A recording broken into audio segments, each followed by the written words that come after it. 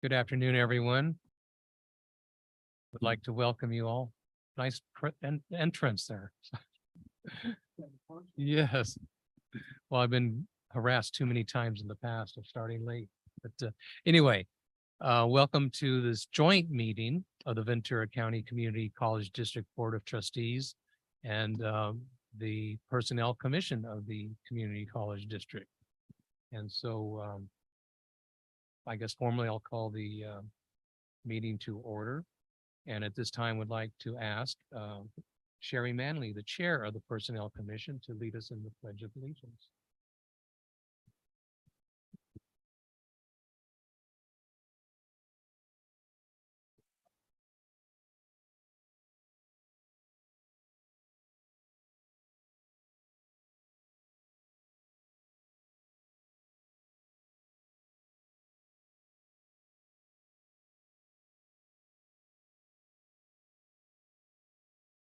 Thank you. I see we have no changes to the agenda. Are there any changes offered by the Personnel Commission? I think not. All right. Takes us to item 1.04, public comments. I have no speaker cards in front of me. I'll just for the record state that we did receive some written public comments, but they were inadvertently meant for an agenda item later this evening under the board's regular meeting. And so that brings us to the purpose of this evening, 1.05, and that will be a presentation by the Personnel Commission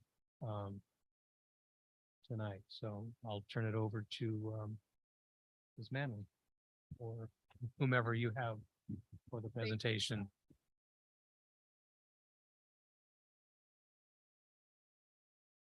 Mike Escobedo is going to present the presentation for the Personnel Commission. Thank you. Good evening. So as we move through this,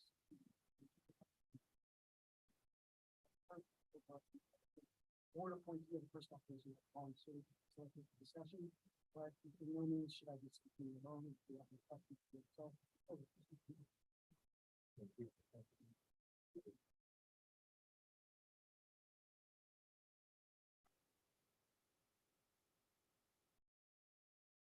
Okay, great. Okay, so forgive me, I'll restart.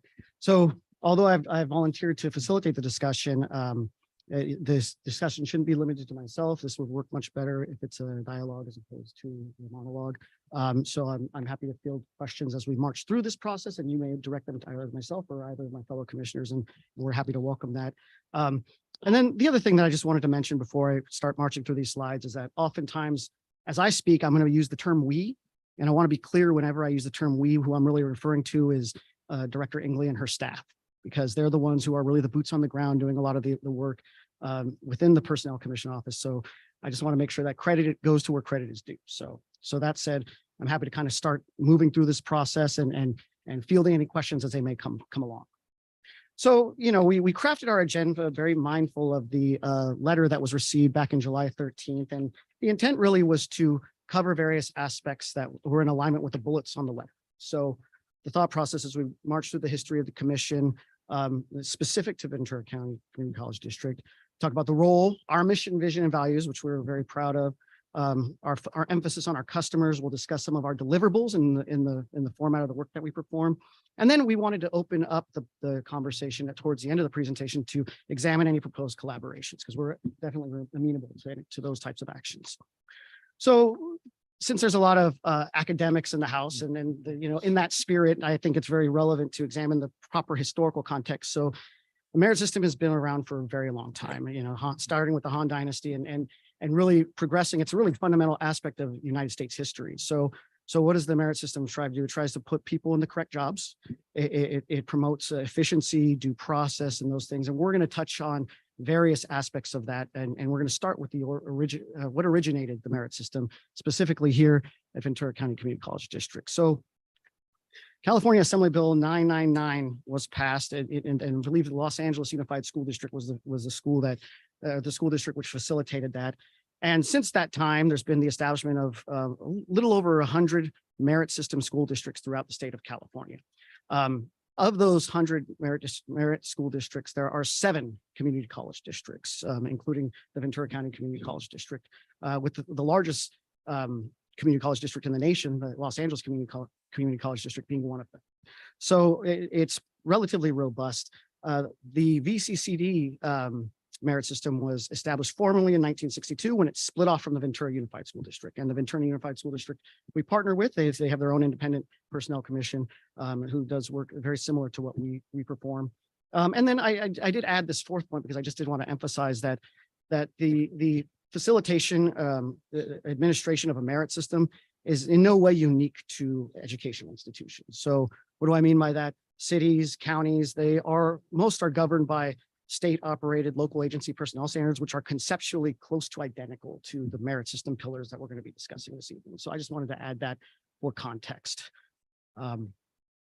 As we narrow down and get into the core of what we do, it can really be put down into 4 sections or 4 buckets, which are in a way aligned with the pillars that I'm going to be discussing. But really it's the prescription, amendment, adoption of rules that govern various personnel transactions. There's recruitment and examination, and nowadays with the labor shortages and the difficulties recruiting, that's a very vital part of the operation.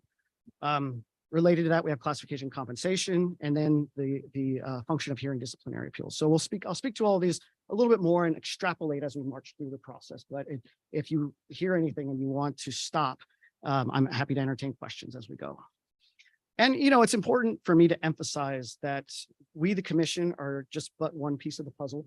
When you look at these 4 core areas, whether it's establishing a job, filling it, reclassifying it, or administering progressive discipline, we are just one cog in the wheel, so to speak. I mean, management has a responsibility, the commission has a responsibility, your board has a responsibility. So to the degree possible, we think it's always beneficial to consult with each other, to work with each other, to understand each other.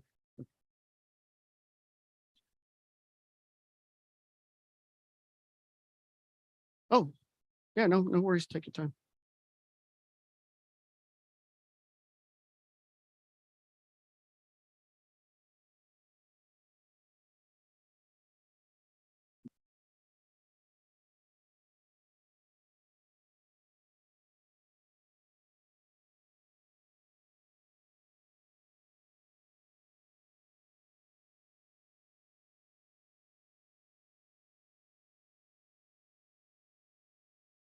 Great, thank you.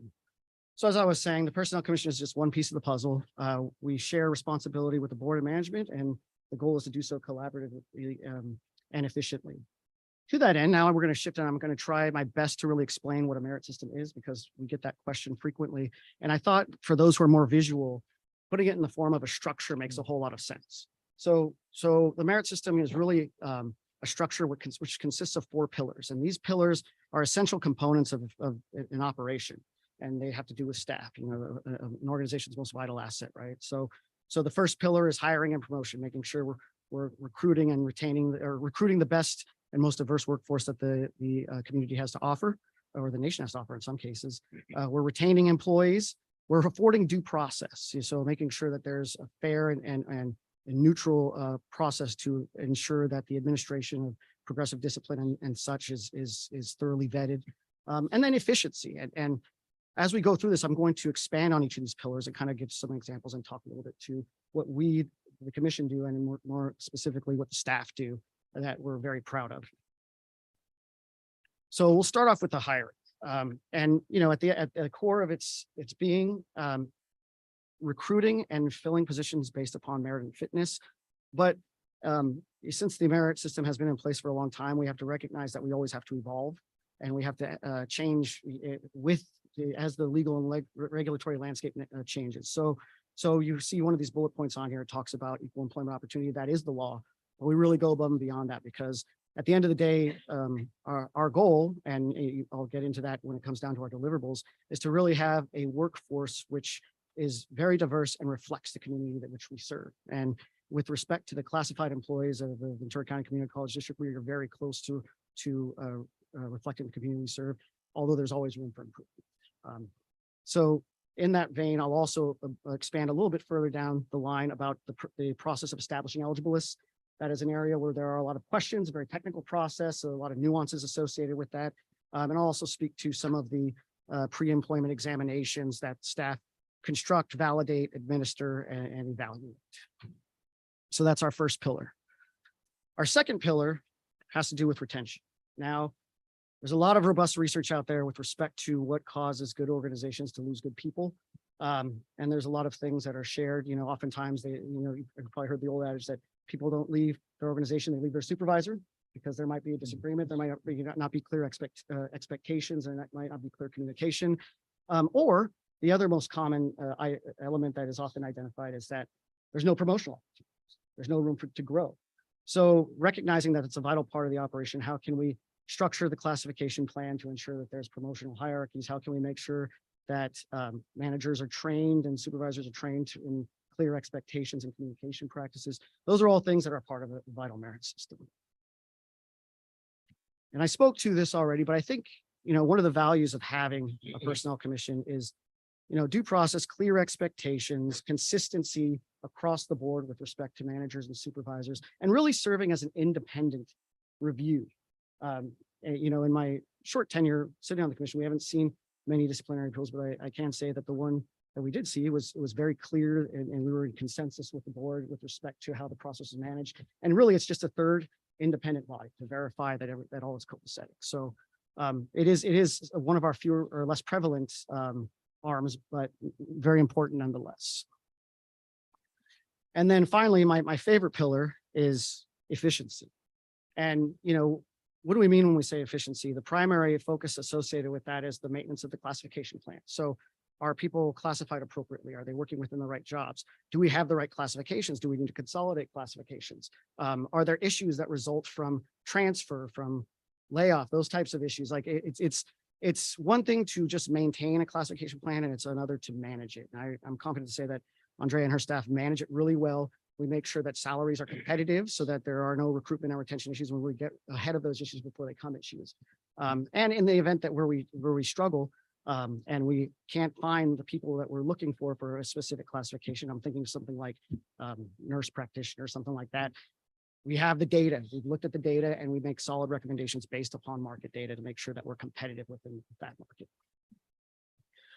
So now I've talked briefly about the 4 pillars and what it is the merit system is. I kind of wanted to take a second and pause and just kind of reflect on what our mission, vision, and values are, because in the letter that was sent over, it's like, well, how do we make our decisions? What factors do we take into consideration? And to me, our mission, vision, and values are its core. Our mission is what we're trying to accomplish. Our vision is where we see ourselves in the near future.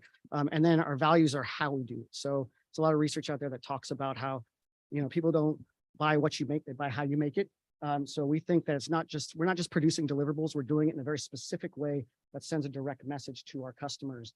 And I'll speak to our customers more, but when you look at our values, some of the ones that they're all very important, but some that are most important, at least to me personally, diversity, equity, inclusion, examining processes through an equity lens to ensure that we're managing them appropriately, integrity, respect, and I'm getting ahead of myself, but we do deal with high volumes of candidate groups. And we feel it's important that we treat every single candidate for employment with respect, and with the consistent integrity and customer service that they deserve. So those are things that are very important to us. And we work to solidify that in the work that we do. So let's talk about our customers. So our customers are broad reaching, and they include your board. But I have to say at the top, there is really the students and the public, because through an effective classified workforce, we're enabled to provide the most efficient service we can to our students and to the public. But that said, I think it's important, and as one of our values is customer service, and actually one of our values, which is very important, is innovation and constant evolution. We're very receptive to customer feedback. So I'll get to that a little bit later in the presentation, but in a sense, we recognize that our customers are very different, various backgrounds, different. We provide different deliverables to each of them, but they're all very important, and we strive to provide service to the degree that they deserve, which is the best service. Now at this point, I'm going to shift and I'm going to speak to the eligibilities, because there's a lot of questions about this. So the Ed Code is very specific in terms of once an eligible list is established, appointment from the top 3 ranks is necessary. And the top 3 ranks really means top 3 scores. That doesn't mean it's 3 people necessarily, because there could be tie scores. But this process it emphasizes the importance of the recruitment and examination process, because the stakes are very high. Because if for whatever reason you're not measuring the right things, or evaluating the right candidates, or something slips through, and you waste one of those ranks with a candidate that is not ready for the job, it could be a detriment to the operation of the organization. So we examine what makes a quality list critically, and came up with these 4 elements. And when we meet these 4 criteria, more often than not, and again, no one's perfect and we're always evolving, we're trying to do better. But more often than not, when we meet these 4 criteria, the eligible list is favorably received by the hiring authorities. So what are these criteria? Top candidates recruited from all segments of society. We need to make sure that we do our due diligence in recruitment, and outreach and sourcing candidates. And it's in the old school recruiters mentality, it's like you just post it, as you plant the seed, see if it grows. If it doesn't grow, it wasn't meant to be. We don't subscribe to that methodology anymore. What it really is, it's like, okay, what are we doing to get out in the community? What are we doing to actively identify prospective candidates who are a good fit for this role? And are we taking the steps to let them know that there's an opportunity on the horizon? That's a very rigorous process, and we do our best in that arena. Second, candidates are ranked in the order of their possession of their knowledge, skills, and abilities necessary to perform the job. So their score on the list is supposed to be predictive of their capability to be successful in the job. So in theory, as you go down the list, the candidates will be less of a fit for the position. So that's something that we're consistently trying to accomplish. Number 3, the selection process is valid, reliable, and has no adverse impact. So what does that mean? It means that it's legally defensible. And adverse impact is a statistical measure which gauges the degree to which there might be inappropriate adverse impacts on protected groups. So we evaluate that consistently, because if there is adverse impact, that's a problem. It needs to be addressed prior to the establishment of the list. And then finally, only candidate. Yeah, absolutely. Well, that's a good question. It depends on the size and the scope of the recruitment. So the classic way to adjust it is looking at the 4/5 equation, but that would typically be for a large recruitment with over 100 candidates. So I'm not sure if it doesn't fit that criteria, then it's really just evaluating. Okay, excuse me. It's evaluating. Okay, what does the list look like? Let's look at the demographics. Let's look at those demographics in relation to the community labor statistics for the associated occupational field. And let's make a determination with respect to whether or not we've missed something. So a good example of this, I'm trying to find one, and I'll share one from a different agency, not this agency, but the classic example that's shared is the fire service. So whenever you run a recruitment for a firefighter, you get literally thousands of employees or candidates applying. When you produce a list, oftentimes you look and it is extremely lacking with respect to female candidates. It's a problem nationwide. It's a recognized problem, and there's been some pretty novel solutions, but that's an example of, okay, we look at the list, does it match the labor market?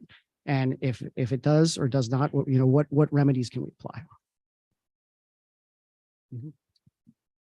Personnel Commission approves job description. Can you tell me more about the process or training that the Personnel Commission undertakes? So when a job description comes forward, you can really look at it from that DEI lens and really see, okay, this is a job description that truly is allowing the most candidates to apply, because sometimes the barriers happen within the job description, and sometimes positions can be created specifically for someone because what's written in the job description, only a few are going to be able to apply. So I'm interested in knowing more. How does that work within the Personnel Commission to ensure that does not happen?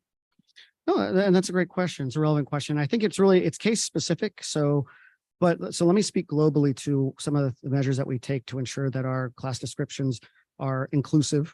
And then, we could go case by case and see some examples of potential issues that we might want to investigate further. So one of the most fundamental or important parts of our classification specifications are our minimum qualifications, because in looking at our minimum qualifications, they're structured and applied to every single application which is submitted. And so it's the first exam component.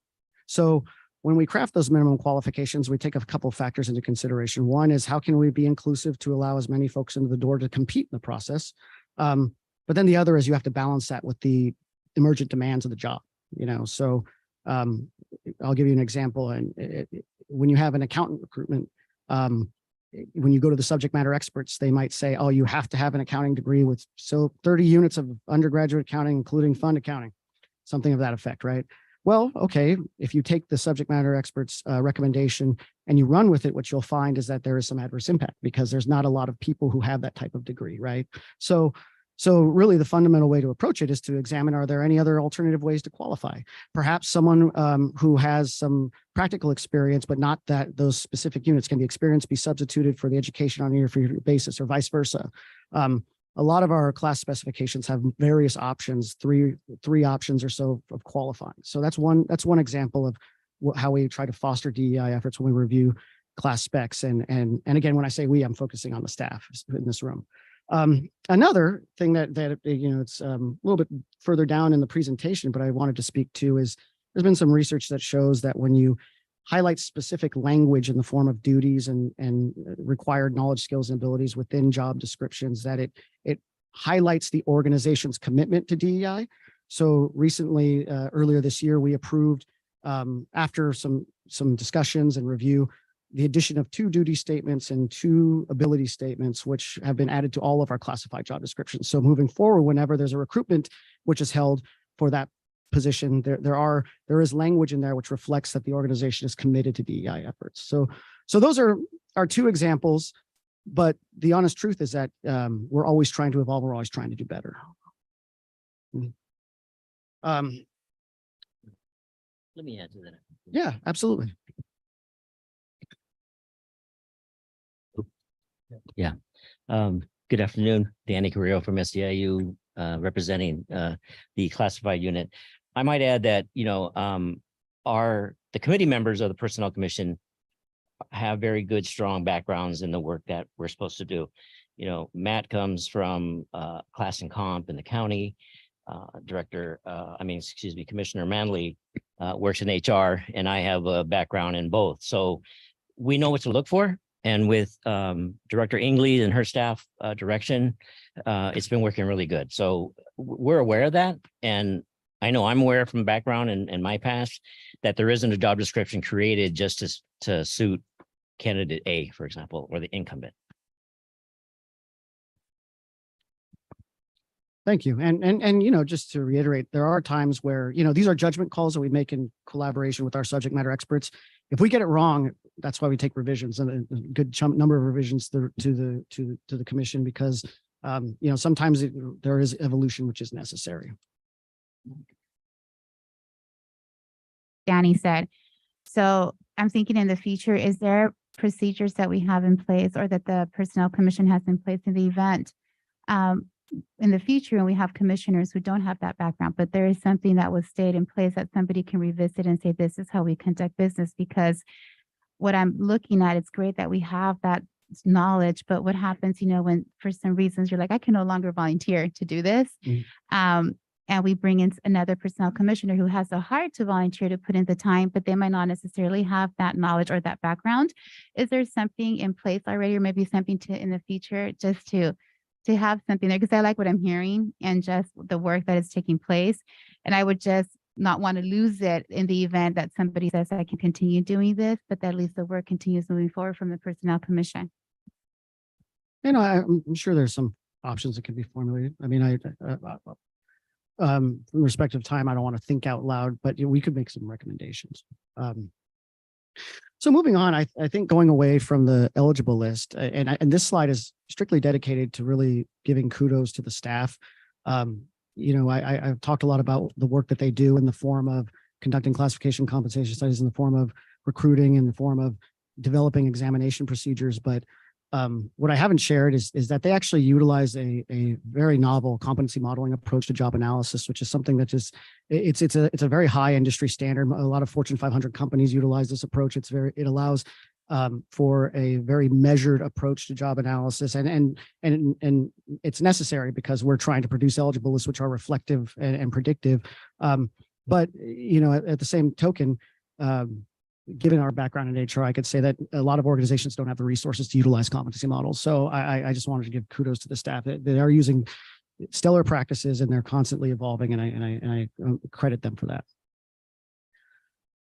And going back to what I had said previously, we do expend a significant amount of funds on advertising and outreach, and that's not just in the form of advertising in all these outlets that we have listed here, but it's really in the form of what we're trying to do more of is actually getting on the phone, getting on Zoom meetings, going out in the community, trying to really identify where can we find good candidates who are a good match for the jobs that we have. Which and you know, having a lot of experience in the recruitment game, I could say that you could spend an inordinate amount of time doing that, and we should, because it's a really important part of the process. This is the slide referring to what I spoke to previously, some of the statements that we have published within all of our classified job descriptions. And, you know, we have this in there, but it shouldn't be limited to this by any means. If there's any other recommendations, we're certainly amenable to those. But these statements are really intended to illustrate to any candidate that this organization is highly supportive of DEI, and really it's an expectation of employment. So, you know, having this embedded within each classified job description is certainly something to be proud of. So now I'm just going to kind of switch and kind of talk about some of our deliverables, and specifically I'm going to talk about some metrics. So we have different examinations listed here. You know, whether it be, you know, there's a total sum classified recruitments, and then there's 4 primary types of examinations, or really 5 that we administer and craft. But the one thing I really want to call attention to is that 6,575 applications, because, you know, that's what we received this last fiscal year. And the PC staff, or I should just say HR staff, they screen through tirelessly and read through every single one of those applications and screen them against pre-established criteria. So it's not that we receive these and we don't look at them. We critically screen through all 6,575 in this case. And we'll continue to do that. And hopefully as the years move on, those numbers will increase, and that will give us more variability in terms of who to select. Aside from recruitments, we also perform other types of work, and we've talked to this previously, so I don't want to belabor the point, but the one thing I haven't really focused on a lot is rule revisions. You know, the rule revisions are something that are very important because consistency is key. Oftentimes there might be rules that are crafted, which were crafted from many years ago at a different time when the regulatory landscape was very different. So looking at it through an equity lens, examining what are the impacts of this and can we be more efficient and more consistent. So we had 12 rule revisions this last fiscal year, and we're certainly amenable to reviewing all other any other revision that is necessary. Go ahead, Trustee Torres. So I'm glad you asked. And how are they initiated? Great question. So we have our classified personnel rules published, and those rules govern how pretty much everything that we do. So they talk about how we navigate the examination process, how we produce eligible lists, and transfers, so on and so forth. So the way those are initiated typically is there's a problem. You know, there might be, like, you know, one example that I can think of that is dated but has occurred is salary placement. You know, it might be, oh, in order to qualify for a certain salary, you need to have a very specific number of years of experience. Well, in a time when the labor market is plentiful, that's great. That works really well. But in a time when you're struggling to get anyone to apply in the first place, it doesn't work so well, right? So oftentimes the way those rules are initiated is through either problems identified or through recommendations from our customers. So if our customers see something and they feel that it warrants review, we're happy to take a look at it to see, A, is it dated? B, what solutions can be applied? And C, what are other organizations doing? Because, you know, there are other organizations who dedicate a lot of time to their rules and to the improvement of the rules, and there's always room for improvement. And then this slide right here it's a reflection of what we have in our annual report. And we really try to post this wherever our candidates are. And the reason we do that is because we really want to send a message that we really respect them. And I'm not going to read through each point, but, you know, it's been my experience that the more time and effort you invest in terms of giving a positive candidate experience, the more positively it reflects on the organization. You know, there's been candidates who may go through a whole process and they don't get the job, but their process was so positive that it just promotes a very positive culture. So we feel that it's important that we treat all of our candidates very well, be clear, transparent, treat them with respect, and ask for their feedback. Because if they have suggestions, we're certainly amenable to that, and that's embedded within our mission, vision, and value statements. This is what I spoke to previously. I think that it's a reflection of all the staff's hard work. Although there's always room for improvement, on the whole, the classified service of the community college district reflects the community that we serve. So I think it's a testament to the good work that the staff do, although there is always room for improvement. And then, you know, as we wind down, there's some things that we work on which don't come to fruition, but that doesn't mean that we shouldn't talk about them. So this is a draft of a letter here that myself and the commissioner signed, and it was a legislative effort to expand the rule of 3 ranks. So what we were trying, or what was proposed by Joan Sawyer, was that they expand it to a banding system, which would have enabled for much more flexibility for hiring managers. So this is something that was presented. Various merit districts throughout the state lobbied for it. Unfortunately, it died in the legislative process, but that doesn't mean that it won't be revived and we won't be supportive of it moving forward. But legislative efforts are something that we also do engage in, although not as frequently. And then just ending with a nice quote from Theodore Roosevelt, I want to now shift and just kind of focus on what I feel is probably the most important part of this presentation. And you know, I think speaking to our mission, vision, values, I think, you know, feedback is very important.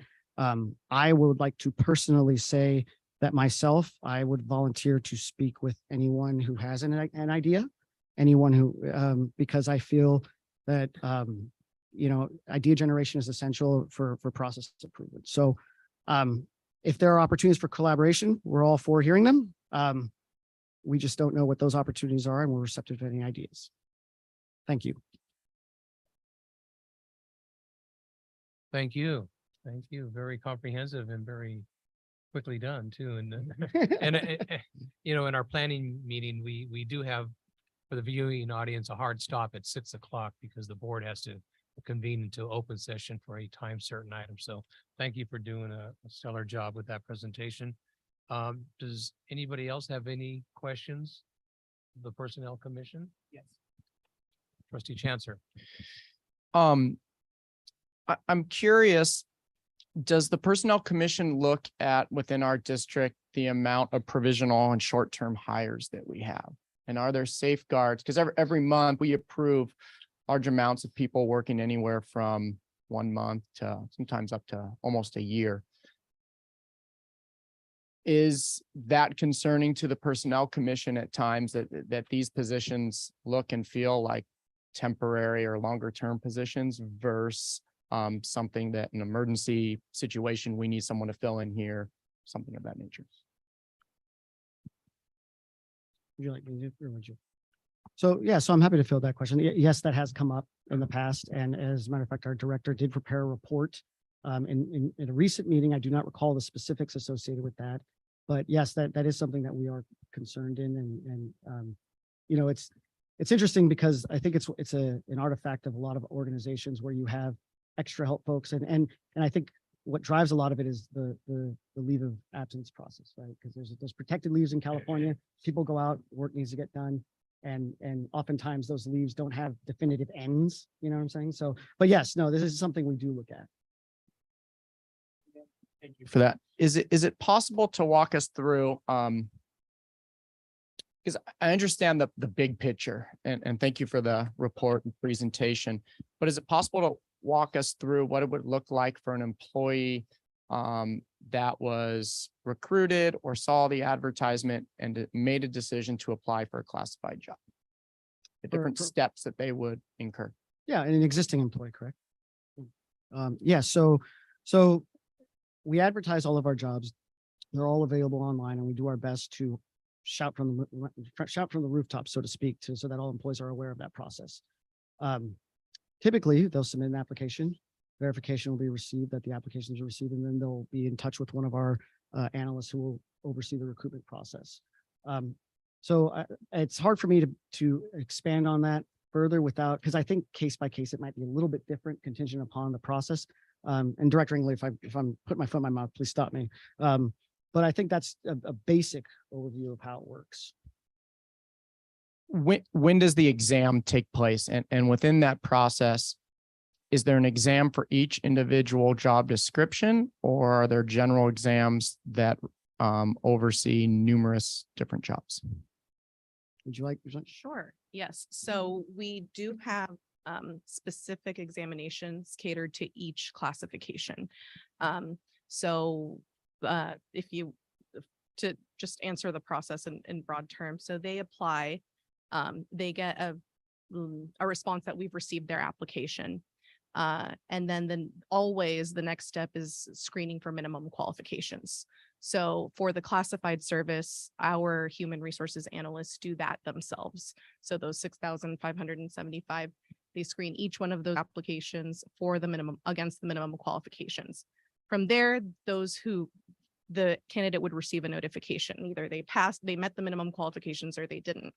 The next step is usually some sort of exam. And on the classified side, the examination, we refer to the entire recruitment as an examination. So the recruitment, going through that is an examination, and there's different components to that. It's not necessarily always some like written examination, like the interview is part of the examination, if that makes sense. So the next step will usually be either an application screening. It may be a performance test. A performance test would be some physical, showing physically what it is, and that's appropriate for some classifications.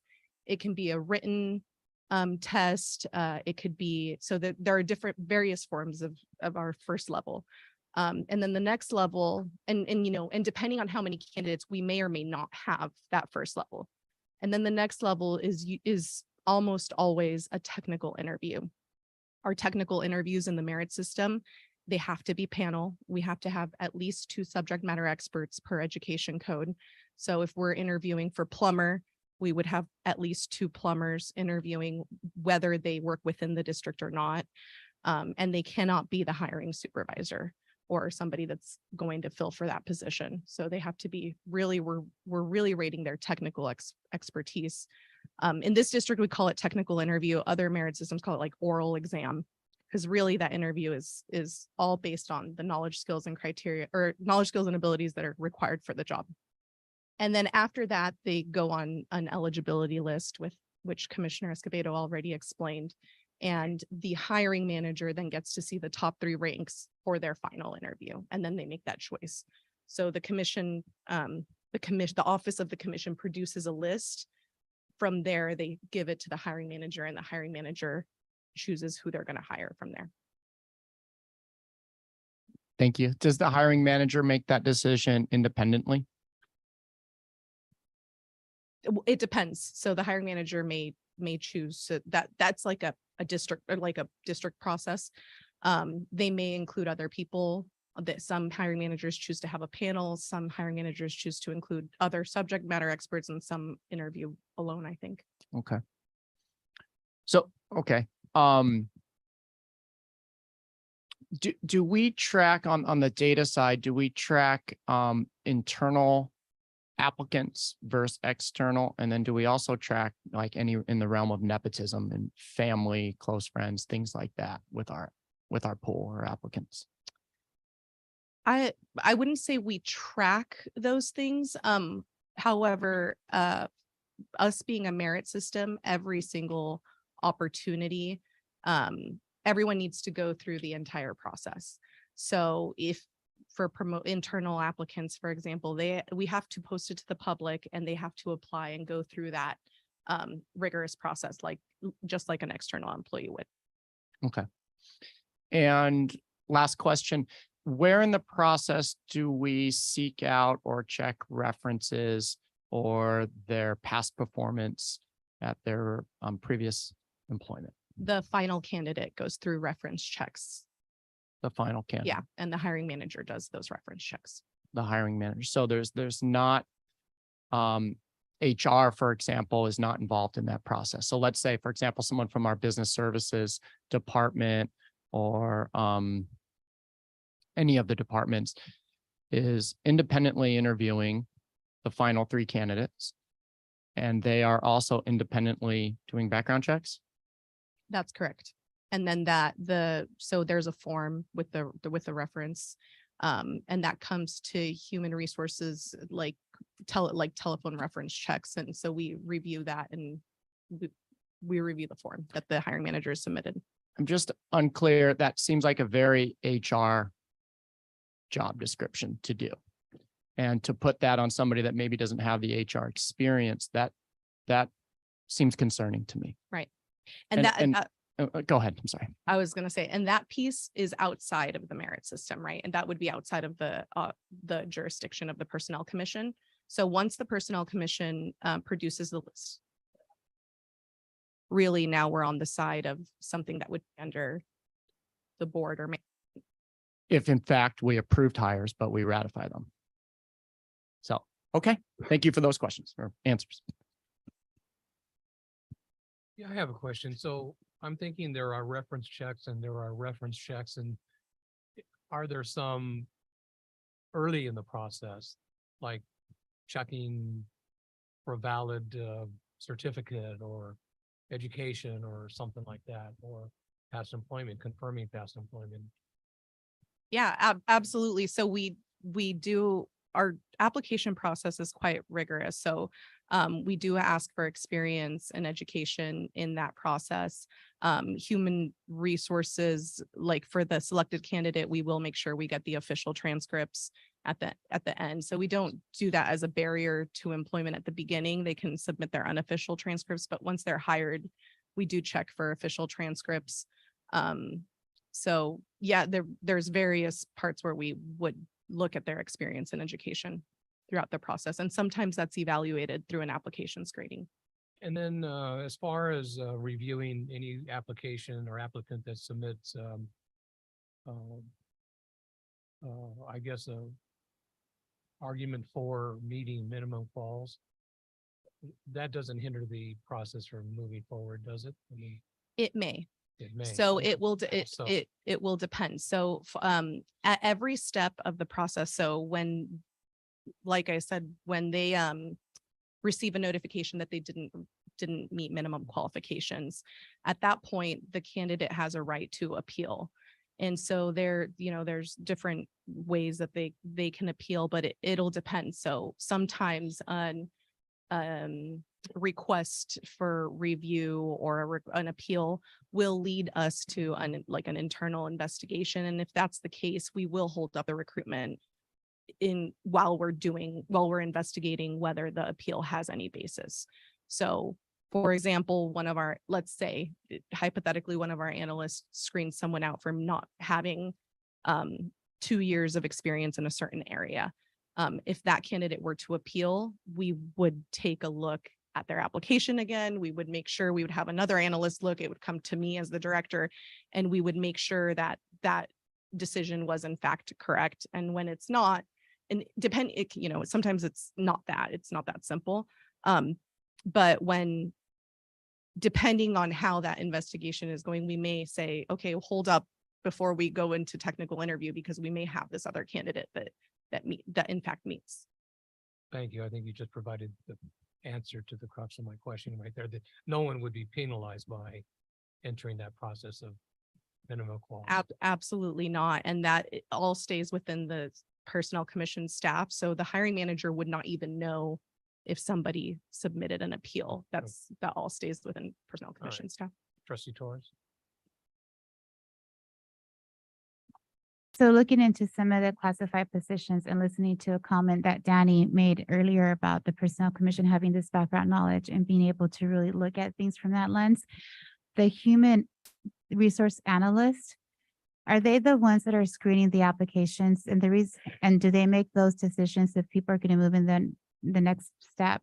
The reason I ask is because classified, at least for our community college, different from K-12, they're very, you have such a broad spectrum of positions, from very professional positions to, some that are on the ground. So the human resource analysts, are they people that are trained, or they're also, or do you have a committee? So let's say I'm looking for a student outreach specialist position, and that's where I'm going to screen, because there's been so many that have come into our district for the high need of outreach.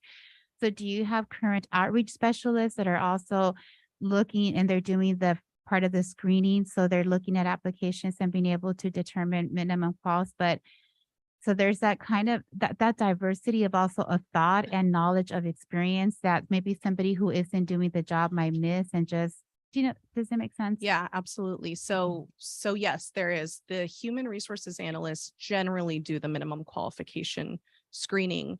The human resources analysts are also the ones who help write the job descriptions, right? So that human resources analyst, for example, would have worked with subject matter experts to write the job description, to write those minimum qualifications, to give kind of like an internal consultant, to give the hiring manager, hey, what are the minimum qualifications that you're recommending? These may be too stringent. Does this position really need a bachelor's degree? And they do have that conversation.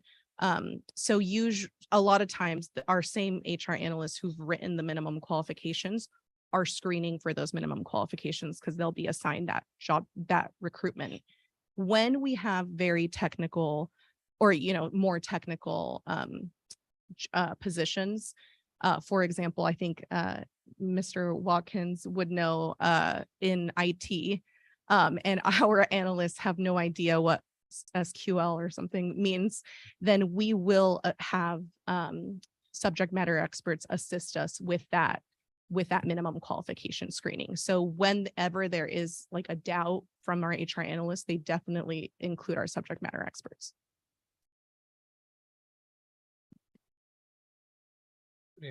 Trustee Chancellor.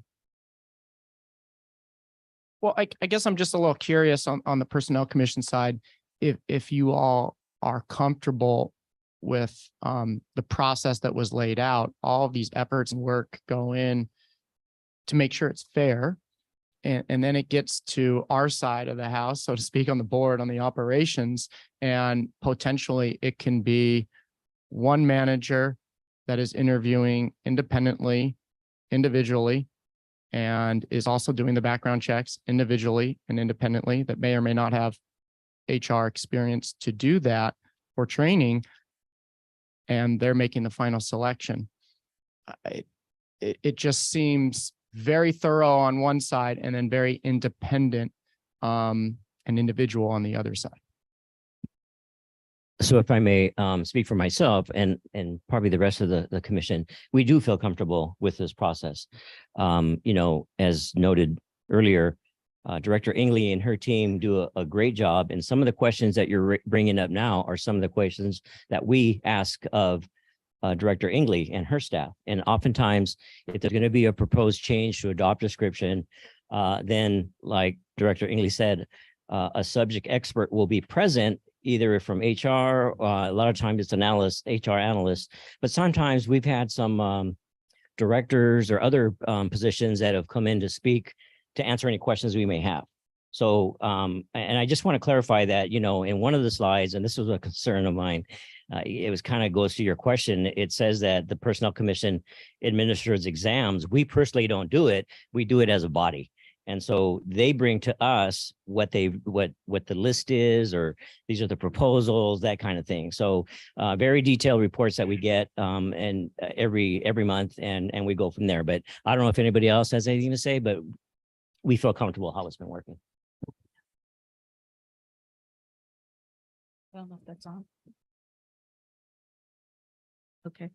I'd like to say that on the behalf of the manager that's doing the reference checks or is the hiring authority for that, they started the process to say they needed the position. You guys approved that they needed a position, and we're doing all the middle part to make sure that the position that's being hired for, that we've made sure that the people have the qualifications needed by using the subject matter experts. We at that point, it goes back to the manager. They're the ones that knew what they wanted to hire, and they're hiring that person. They know what questions to ask for references that we might not know what to ask because we're not, all of us, the subject matter expert. And just like she pointed out with Mr. Watkins, we wouldn't want to call all these technical companies to figure out the questions. He would know what questions to ask. And the same with, we did the zoo, lots of things for the zoo this last year. And we would not know what question, what questions should we ask the zoo person unless our HR analysts really, because they're working with a subject matter expert, but it's the people at that point, the manager that's hiring, they know what they're looking for. And so we have to go with what that is. I can say that sometimes when we've even gotten to a list, they're like, it's not quite what we were looking for, and they will maybe not hire on it, and they'll bring the job description back to us to have some more added to it and things. But they're the people that know what they wanted to hire. Trustee Torres. Follow up, and thank you for mentioning in terms of how the Personnel Commission looks at positions that the board approved already and managers want it. Do you ever, so for us, there's a participatory governance process. So for Personnel Commission, do you sometimes ask, did this position go through the participatory governance process? And the reason I say that is there's positions that come your way that sometimes have a different perspective on board members. So there might be something that comes to your committee and you had a difference of opinion on board member, or perhaps it didn't go through a participatory governance process. And so as we're looking in positions, it's ensuring that there isn't certain people that are getting privileges to push positions through the Personnel Commission where others don't. And so do you ask those questions as there's coming to you when a position comes to you? Do you ask, did this position go through a participatory governance process? Can you tell me more about it? Because I have seen positions come your way to approval for job description that didn't necessarily perhaps go through an entire vetted process. So I was curious to see if that's one of the things that you ask as they're coming your way, or if not, if maybe that might be something that starts, you start thinking of, because and that was the purpose really of coming together. So we wanted to have this communication because we realized, God, we're so disconnected at times, and we all have the same values and the same beliefs in doing this work.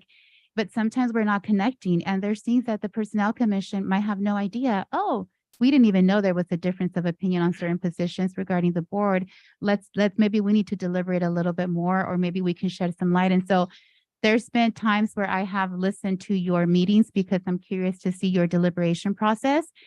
And I didn't see one in a particular position. And so that's why I wanted to, just have this really good conversation. So do you ask that kind of question when a position comes to you to approve? Because to avoid certain positions moving much more faster in the process than others? Do you want to field the question? Sure. I just want to say, when job descriptions and classifications go to the Personnel Commission, the Personnel Commission is responsible for the job title, the minimum qualifications, and recommending a salary schedule.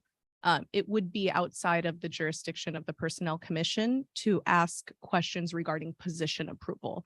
That falls under the realm of the board. So when it comes to specific process, that would not fall in the jurisdiction of the Personnel Commission. Trustee Torres. The reason I asked is because we had a position come forward to the Administrative Services Committee that the Personnel Commission still had not approved the job description. So we had upon us, and it's still, it's coming to the board, but we had one that typically we have positions that you have already approved, that you vetted the job description. And so to us as trustees, that gives us a satisfaction and confidence in knowing Personnel Commission approved job title, job description. And so now it's coming forward to us. And we had one that didn't happen that way. And so when I ask these questions, it's really more of just a process. It's not necessarily saying that this position isn't warranted. It's more so about ensuring that we have process in place that are really true, and that there is in certain positions that get to, get to skip perhaps the process for whatever the reason, and others don't. And it's more streamlining as we're looking into this DEI work, this equity work. it's those details, and going back to trustee Chancellor, is going more into, there's the vision, like there's the what, but then it's like for personnel commission looks a little bit in some of those areas of the how and how is it done. So that's a reason to my question, because that is something that typically didn't follow the process. And that was something that, that I left me a little uneasy about, and just wanting to share with the personnel commission and find out more about, your thoughts. Okay, thank you for that. And as mentioned, that's would be something of the purview of the board rather than the commission. So it's 5 to 6. Don't see that there are too many other hands being raised. I would like to just make one last comment, and that's under opportunities for collaboration. Because I see your letter, your legislative letter here, and I serve on the CCCCD board and the advisory committee for legislation. So I would look upon you for a future opportunity when the league is looking at legislation affecting higher ed. Through the chancellor, this board could reach out to you for your insight on the particular matter. So. All right. And by the same token, I would appreciate maybe if we got copied on any legislative letter that goes out under the commission. Sure, no problem. If there are no other comments or questions, I want to, on behalf of the board, I want to thank the Personnel Commission for this joint meeting. It's been too long since we last did this, and maybe with staff and you and the chancellor, we can talk about maybe more frequent or more regular joint meetings, because this good, great presentation, good follow-up questions, and hopefully we won't be under the gun timeline next time as well. So with that, I'd just like to say thank you for your time and for your very thoughtful questions. Really appreciate it. Really helps us see the process through your eyes. thanks. So, Chair thank you. Manley, any last words? Thank you. All right. With that, this meeting will be adjourned. Thank you. And the board will stay close, because we're going to convene our meeting